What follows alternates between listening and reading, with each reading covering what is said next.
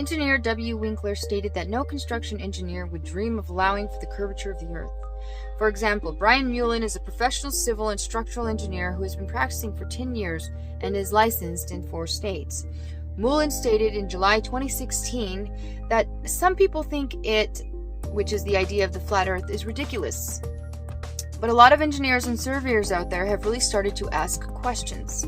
They have started to realize that there aren't answers to these things, that we ignore the alleged curvature and rotation of the Earth all the time, and we never have any error because of it. What Mullen says is true. No engineer takes into account curvature of the Earth, because to do so would be to take into account something that does not exist.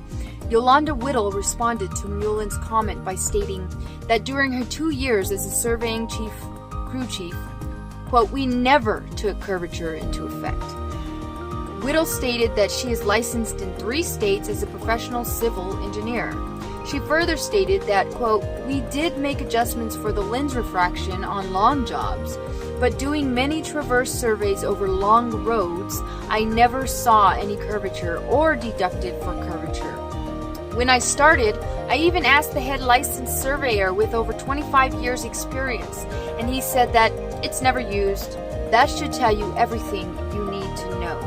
David Barndom Steinman, PhD, was a brilliant structural engineer who designed and built bridges in the United States, Thailand, England, Portugal, Italy, Brazil, Haiti, Puerto Rico, Canada, Korea, Iraq, and Pakistan.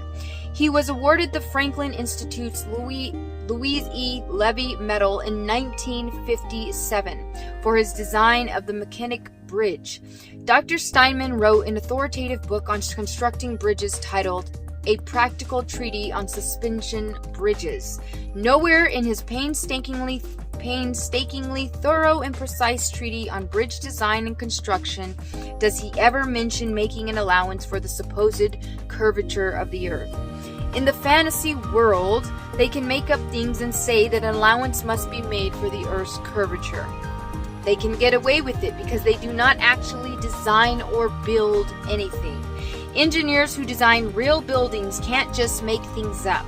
In the real world, engineers who design structures that are actually built must be accurate and precise.